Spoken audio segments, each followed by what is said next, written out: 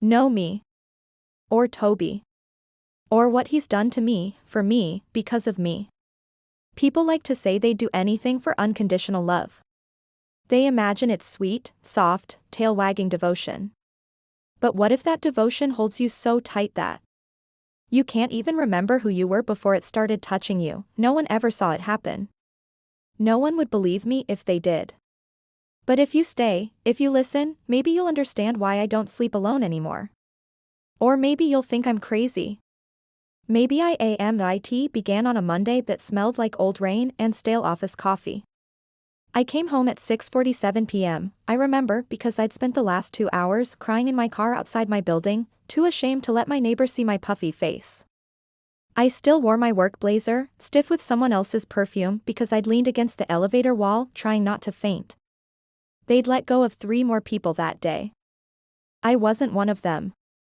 Somehow, that made it worse. When I opened the door, Toby was there. Of course he was.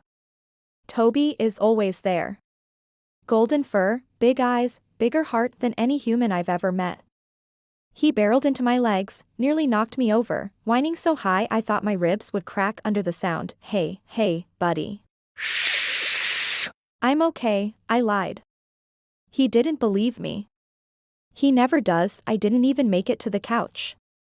I sank right there on the hallway rug, hugging my knees to my chest like I was 12 again, hiding from my parents' arguments behind my bedroom door. And then Toby did something he'd never done before. He crawled into my lap, planted his huge, clumsy paws on my shoulders, and pressed his nose against my ear. I tried to push him off. He pushed harder. I swear he weighed 100 pounds in that moment, all of it pressing my bones together so they wouldn't shatter. That was the first time he wouldn't let me go. The first time I felt his paw against my chest like a question I couldn't answer. After that day, Toby changed. Or maybe I did, maybe he just mirrored me. I don't know. He stopped being content with curling at my feet. He needed more. More. Of me. More of my space. More of my breath. I'd sit at my dining table with a frozen dinner and he'd plant himself under my arm, nose nudging my elbow until I spilled rice all over his head. I'd lie down on the couch for a minute, just to rest my eyes, and wake up to his paws draped across my collarbone, his head wedged under my chin so tight I could taste his fur in my dreams. My friends laughed when I told them. He's just your baby, Claire. He loves you so much. But they didn't see the way he watched me. Not like a dog. Like a guard. Like a promise he was keeping whether I wanted him to or not. One night, I tried to test it. I was feeling brave, or stupid, or maybe both. I'd been up late rewatching an old video, me and my ex-fiancé, Dan, on a beach somewhere warm and thoughtless. In the video, Dan holds the camera like I'm a trophy he's showing off to the world. I don't remember that girl's smile feeling so heavy on my cheeks, but it must have been. Because when the clip ended, I looked at Toby, sleeping at the foot of the bed, and whispered, "Do you even know who I used to be?" He lifted his head. He looked at me like he did know, and he didn't care. He only cared about who I was now. I tried to sleep without him touching me that night. I shifted to the far edge of the bed, back turned, blankets pulled high like a barricade. I could feel him watching me in the dark, that patient silence that vibrates louder than a scream. When I woke up, I was suffocating on warmth and fur. Toby had burrowed under the blankets, curled so tight around my chest that my heart beat into his paw like he owned it. I pushed him off. He whined, licked my face, climbed right back on top of me. I gave up. We stayed like that until my alarm broke the spell. Since then, every night has been a test I fail. Some nights he lets me drift off first, always pressed flush to my ribs. Always with at least one paw covering my sternum like a secret. Other nights, if I dare roll away, I wake to the soft drag of his claws on my shoulder, urging me back until my spine is spooned perfectly into his belly, and his breath fogs the back of my neck. Once, my mother called at 2 a.m., drunk, lonely, trying to remember if my father's old fishing rods were still in her garage. I whispered into the phone for an hour, while Toby lay across my lap, one paw kneading circles into my chest like he could squeeze out every drop of sorrow before it drowned me. And then there was the bathroom incident. I'd locked him out. For privacy, for sanity, for one moment of being alone with my reflection and the stranger in it. He whined. Scratched. Whined louder. When I stepped out, he tackled me backward onto the hallway rug, nose to my cheek, paws on my throat, not hurting me, never hurting me, but pressing down until I was pinned there, helpless beneath all. That love, the no one saw it happen. No one believes me when I say he won't stop touching me. They say it like it's a joke. Maybe you should get a boyfriend instead, Claire. As if Toby leaves space for anyone else. As if I even want him to. The other day, my neighbor, Mrs. Kavanaugh, caught us through the window. Toby had his front paws draped over my shoulders while I tried to eat cold pizza on the couch. She smiled, waved, mouthed something about how cute we were. I didn't wave back. Because if she'd looked closer, she'd have seen the tears dripping into Toby's fur while he pressed his paw against my heart, exactly where the broken pieces live. Last night, I tried to do it again and to reclaim a sliver of myself. I locked my bedroom door for the first time in years. Toby scratched once, twice, then went silent. I thought maybe I'd won. Maybe he'd sleep by the door like a normal dog at 3:17 a.m. I woke to his breath on my cheek. I swear I felt claws slip the lock open in my sleep, but I know that's impossible, right? He was just there. Inside anyway. Paw on my chest, nose against my pulse, tail wagging once as if to say, you can't lock me out, Claire. I won't let you. Tonight, I'm writing this on my phone, hunched under my blankets while Toby dozes at my feet, waiting. His eyes flick open every few seconds, checking, making sure I'm still here. Still his no one saw it happen. No one would believe it if they did, but I think tomorrow, I'm going to stop fighting him. Because somewhere deep down, maybe I don't want him to stop. Maybe I need him to touch every part of me that forgot how to feel alive. Maybe he's the only part of me that still knows how to. If you've never felt a heartbeat that isn't yours pulsing steady against your chest, you might not understand how I'm living now. Some nights I can't even tell which pulse is mine and which is Toby's. It's all one thud, one warm drum under my skin, pushing back the cold things I never wanted to remember. Last night should have broken me. Maybe it did, and I'm just too tired to notice the cracks. It started with a dream. Or a memory. I'm not sure anymore. In it, I was standing in our old kitchen, mine and Dan's, the one with the cracked tile by the sink and the cheap cabinets we swore we'd replace once we figured life out. Ha! I was slicing onions for his favorite pasta. He was behind me, arms around my waist, chin hooked over my shoulder.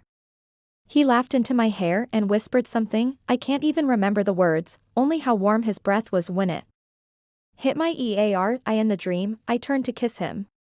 But when I did, it wasn't Dan's face leaning in.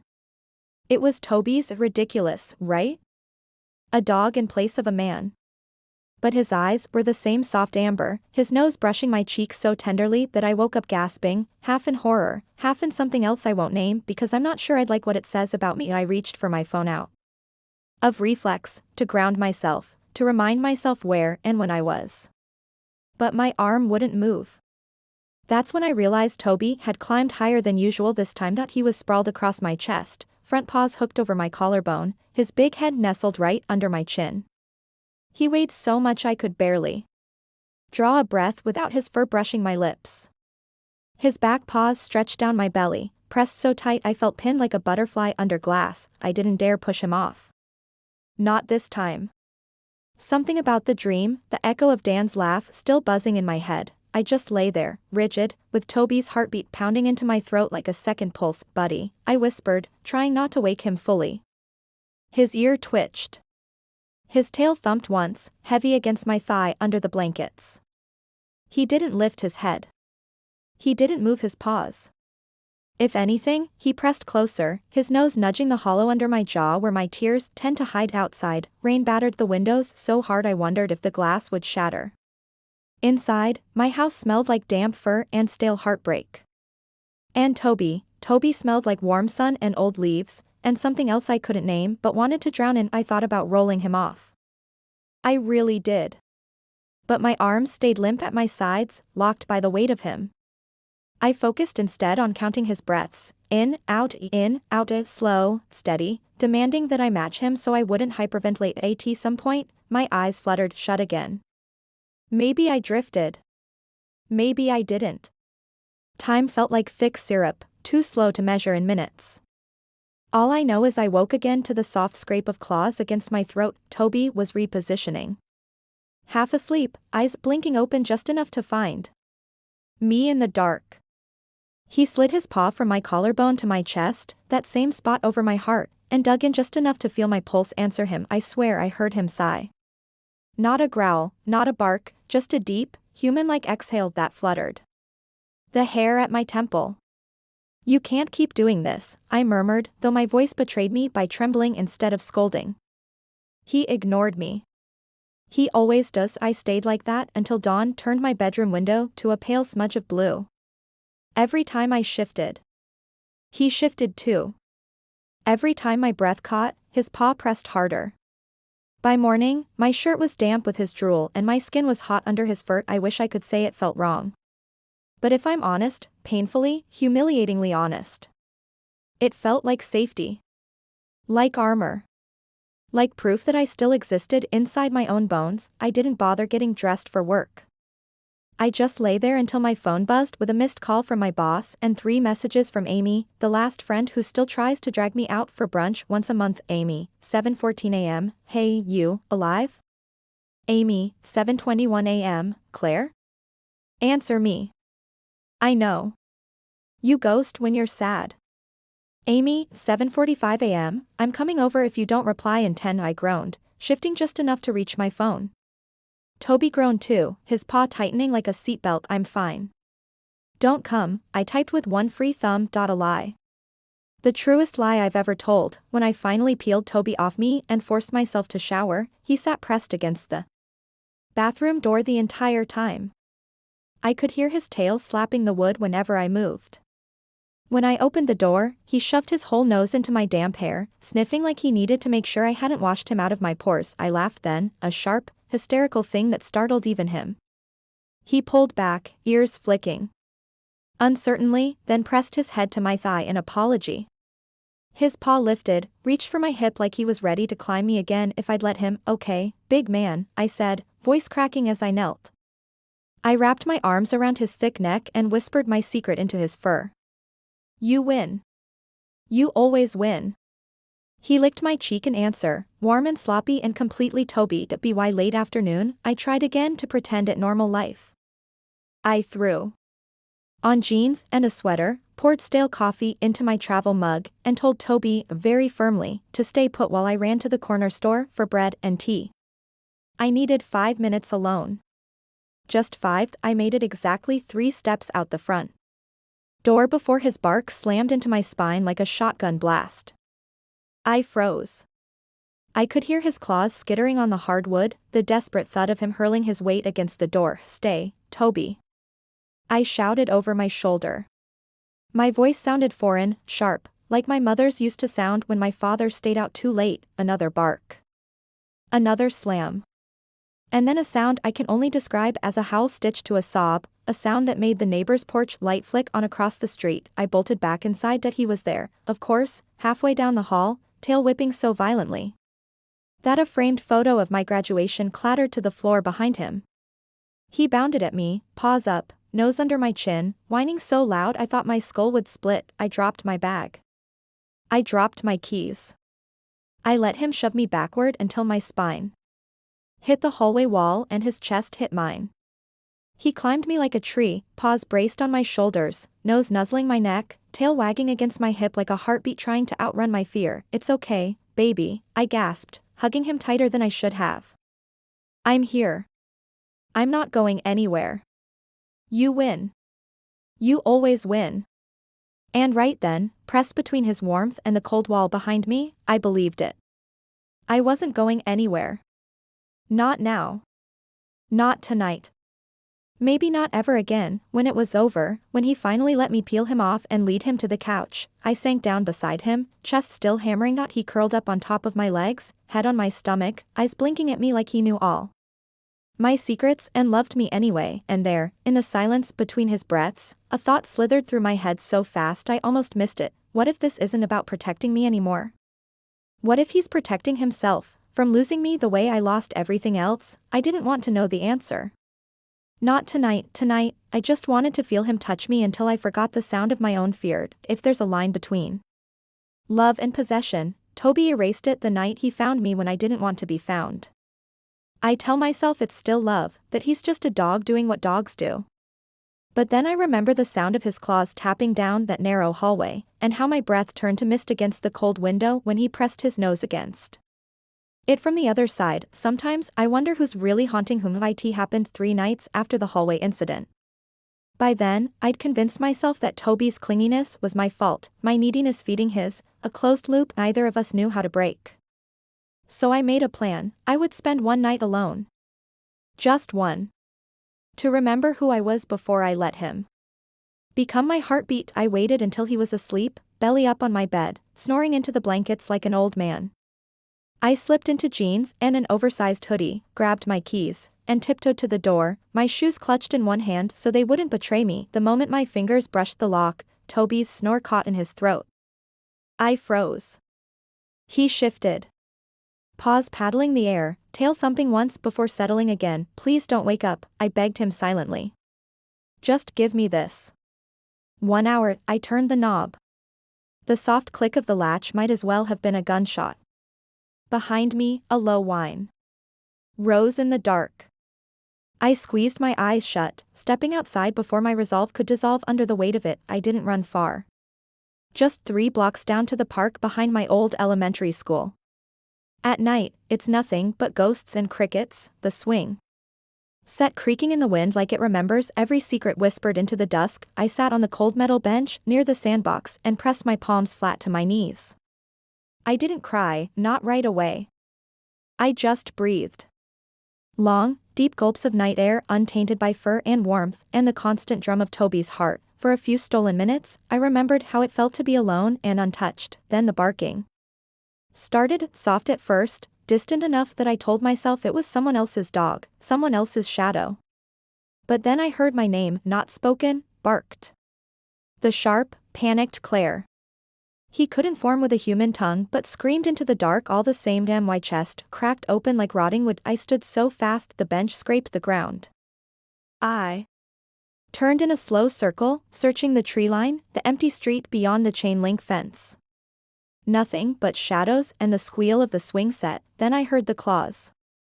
Click click click on pavement. Closer.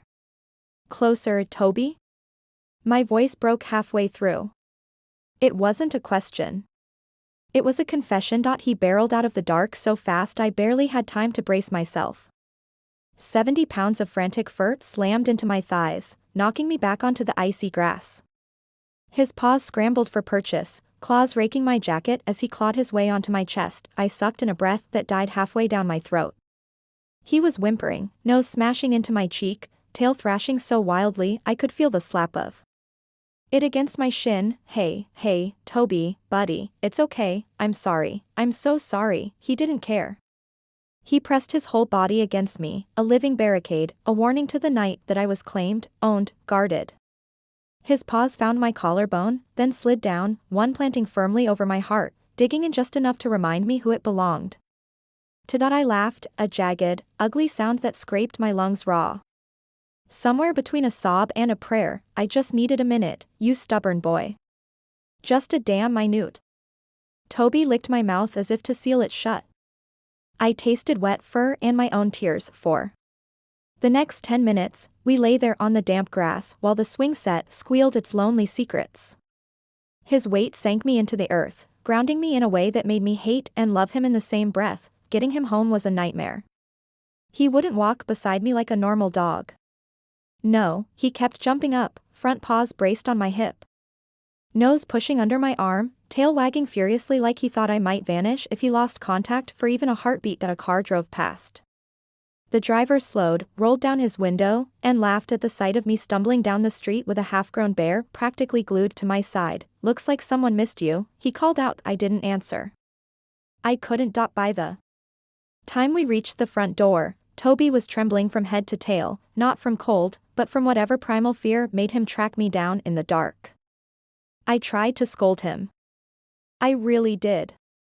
I cupped his big face in my hands, looked into those amber eyes, and whispered, "You can't do that again, okay? You can't follow me like this. It's not healthy." He pressed his nose to my lips, then laid his paw on my chest so gently that the reprimand melted off my tongue. Inside, I stripped off my damp hoodie, kicked off my muddy shoes, and dropped onto the couch like a rag doll. Toby followed immediately, not to the floor, not to the cushion beside me, but directly onto my lap, all 70 pounds of him draped over my legs and belly, paws bracing my shoulders, nose tucked into the crook of my neck where my pulse fluttered like a trapped bird. I didn't fight him. I didn't tell him no. I just wrapped my arms around his thick ribs and whispered my apology over and over until my throat burned. The next morning, I woke up with a crick in my neck and a knot in my back where his paws had pinned me to the couch all night.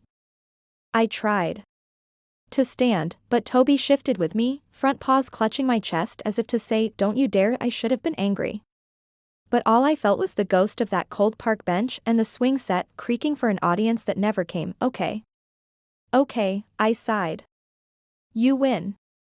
Again." He wagged his tail in lazy victory, nuzzled my chin, and let out a sigh so deep it rattled my ribcage. Work was impossible that day. I logged onto my laptop at the kitchen table, Toby sprawled across my feet like an immovable anchor. Every time I shifted, he lifted his head to check that I was still there. When I tried to take a conference call, he popped up behind me, plopping both paws on my shoulders until my coworkers erupted in laughter. "Oh my God, Claire, your dog is a menace." Someone snorted. I forced a smile, scratching behind Toby's ear while he drooled down my sweater. "Yeah, he just really loves me, I guess." They laughed. The call ended. And the moment my laptop snapped shut, Toby climbed onto my lap again. His silent, furry verdict, "Never leave me again." That night, I didn't bother locking the door. I didn't even pretend to roll away on my side of the bed. I lay flat on my back, arms open like an offering, and let Toby press himself across my chest, pinning me to the mattress until I forgot where he ended and I began, somewhere between waking and dreaming. I thought I felt another heartbeat thudding behind mine. Not his.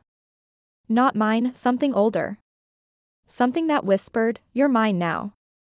You were always mine." I didn't fight it, I didn't want to. I don't know if I should be more afraid of the nights when Toby touches me, or the idea of what might happen if he ever stopped. That thought rattled inside my head like a trapped fly the whole week after the park incident. Every time I closed my eyes, I felt his weight pressing me into the grass again, felt his paws digging into my chest like he was staking a claim in front of the entire sleeping town. It should have been enough to shake me awake, to make me push him away for good. Instead, I did what I always do, I let him closer, but the problem with secrets is that they have a way of leaking out through the cracks you forget to seal. It started with Amy. She showed up uninvited on a Thursday morning, pounding on my door so hard Toby's ears perked up before he even barked. I hadn't seen her since before Dan left, before Toby became my shadow, my chain, my blanket I couldn't crawl out from under. When I opened the door, Amy didn't wait for an invitation. She barreled past me in a gust of cold air and the smell of cheap vanilla lotion. "Claire, what the hell is going on?" Toby was on her in seconds, a blur of golden fur and protective growls rumbling from deep in his chest. He planted himself between us, nose brushing her hip, his shoulder pressed hard into my thigh like a living barricade. Amy froze, hands half lifted like she'd stumbled into a bear's den. "Whoa. Okay. Hi, big boy." "It's fine," I lied, laying a hand on Toby's back. I could feel the tension buzzing in his fur. One wrong move and he'd lunge, not to bite, never to bite, but to shove her back out the door where she couldn't take me away. "Claire," Amy said, voice tight, eyes locked on Toby's bared teeth. "Call him off. He's just protective." "It's okay, Toby." "Down." Toby didn't budge. His tail didn't wag. He stared Amy down like she was an intruder in his den, and maybe she was. Finally, I dropped to my knees, wrapped my arms around his neck, and whispered into the soft fur behind his ear, "It's okay, baby. She's my friend. She won't take Me. Only then did he relax, just enough to slink back a few steps, pressing his side against my hip so hard it nearly knocked me over. Amy watched it all with wide eyes. Jesus, Claire. He's gotten big. He's always been big. Yeah. But clingy. Does he always? And yes, I snapped before she could finish. My voice came out sharper than I meant, but I didn't apologize. Toby pressed his nose into my palm, seeking my pulse with quiet urgency. Amy exhaled, trying to soften her tone. Claire, I'm worried. You don't answer your phone. You missed brunch. You never come to yoga anymore. And when I text you, all I get is busy or radio silence. I've been working. She snorted. Right. And hiding. And letting this dog turn into your personal bodyguard. I bristled. He's not, he just growled at me like I was a burglar, Claire. That's not normal. I opened my mouth to argue, but Toby chose that exact moment to climb half into my lap, front paws braced on my knees, nose wedged under my chin. He let out a soft, possessive rumble that vibrated straight into my bones. To Amy's face softened into something like pity, and that was worse than anger. Oh, Claire. I couldn't meet her eyes. I buried my face in Toby's fur and pretended I didn't hear the quiet judgment threading through her sigh. She didn't stay long.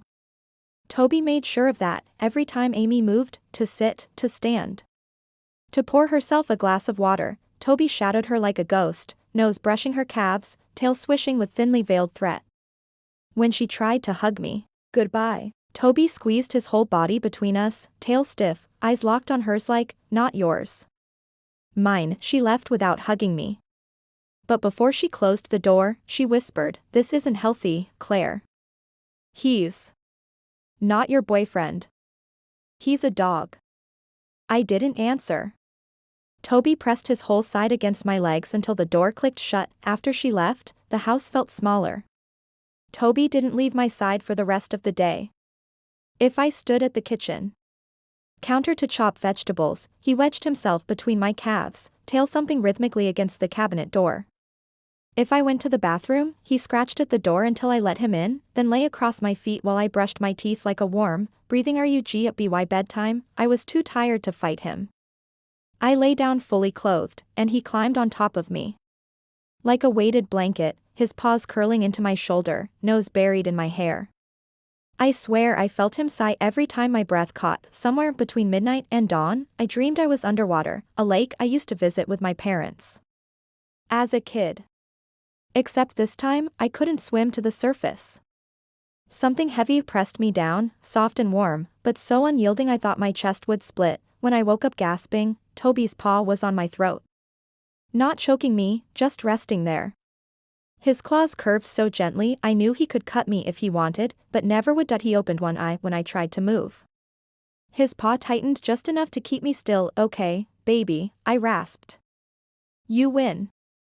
Again. 2 days later, I heard the neighbors talking about me through the paper-thin walls. Mrs. Kavanaugh, the elderly widow who lives next door, gossiped. In her garden to her sister, she never goes out anymore, she murmured, loud enough that my kitchen window caught every word. Just sits inside with that big dog. Poor girl. Probably lonely. Or worse. I wanted to scream that I wasn't lonely. How could I be lonely when I hadn't been alone in months? When every inch of my skin was spoken for by warm fur and steady paws, but I didn't scream. I stood in the kitchen, Toby pressed to my calves, his nose nosing my thigh as if to say, don't listen to them. They don't understand. He was right. They didn't. That night, Amy texted one more time. Amy, 8:03 p.m, please come to brunch tomorrow. No excuses. I'll come drag you out myself if I have to. I stared at the message while Toby lay across my lap, one paw planted firmly over my stomach. Like a lock. His breath warmed my skin through my t-shirt, his claws brushing my ribs. When he shifted, I thought about brunch, the sunlight, the chatter, the normal people laughing about bad dates and overpriced coffee. I thought about leaving Toby alone. In this house, even for an hour. Damn, my chest squeezed. Toby pressed harder, like he could feel the ache forming under my ribs. I typed 2 words and hit send before I could change my mind. At me, can't come. Toby sighed contentedly and pressed his nose into my neck. Outside, the wind rattled the windows. Inside, my heartbeat matched the rhythm of his PAW, and no one believed what he did. No one saw how tight he held me, but tomorrow, maybe they would, because tomorrow, Amy was coming back. And I had a feeling Toby wouldn't let her leave so easily. Next time, Amy didn't text this time. She didn't call either. She just showed up, Saturday morning, 10 sharp, knocking so loud Toby's ears flicked before his eyes even opened. He was sprawled across my chest again, his back paws tangled in the blankets, his nose tucked under my chin. When the knock came a second time, sharper, he lifted his head and let out a low rumble. It vibrated through my ribs like an echo of my own heartbeat. "It's just Amy," I whispered, though my voice cracked halfway through. He didn't care. His paw slid higher up my throat, resting there like a soft, furry question. "Are you mine?" I pressed my cheek into his fur and told myself it was love. The knock came a third time, then the door handle rattled. Amy's muffled voice drifted through the wood. "Claire? Open up. I know you're in there." Toby growled louder this time. Not a warning bark, not a snap, just a deep, rumbling promise that he wouldn't let her take me. I should have called him off. Should have sat up, brushed the fur from my mouth, opened the door with an embarrassed laugh like a normal person with a clingy dog, but instead, I lay there frozen beneath him, my pulse tapping at his paw like a Morse code only we understood. The truth no one else did. I didn't want to get up. I didn't want him to stop pressing into me, didn't want to feel how empty the house would be without him draped over my chest, claiming every shiver, every breath. That Amy's voice grew sharper. "Claire, I swear to God, I'll break this door down if I have to." A new sound cut through her threat, the unmistakable rattle of my spare key hidden in the fake rock by the steps. I'd shown her once, years ago, back when I believed secrets were for drunk kisses and broken engagements, not for whatever this had become. Toby's growl turned feral. His claws flexed gently against my collarbone, not hurting, but reminding me that he could hold me there forever if I let him. "Baby, it's okay," I croaked. My hand fluttered to his ear, scratching the spot that usually melted him into a puddle. "It's just Amy. Just my friend." He ignored the scratch.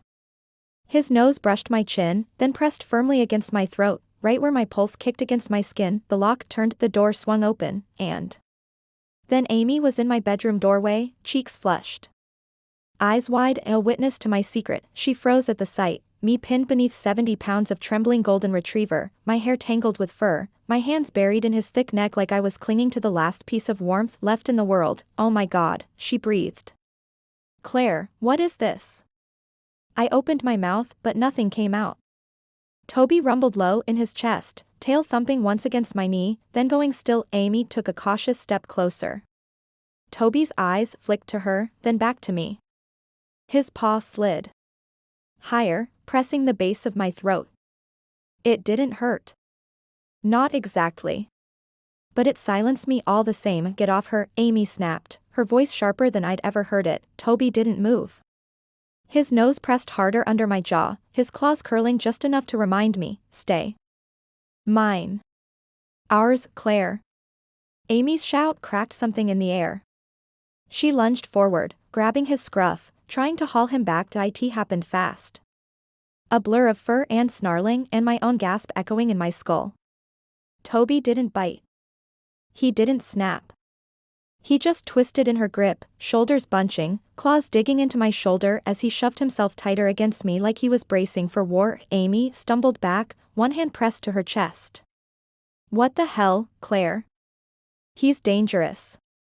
He's controlling you." "No." My voice shredded itself raw as I clutched Toby's fur. "He's not, he's just, please don't, he's not just a dog anymore." She screamed. "Look at you. You don't go out. You don't talk to anyone. He won't let you breathe." Amy surged forward again. Toby's growl vibrated against my ribcage so hard I thought my bones would crack from the inside. He didn't lunge at her, but he planted both front paws flat on my chest, pressing me so deep into the mattress I couldn't lift my head to plead with her. I wanted to say she was wrong.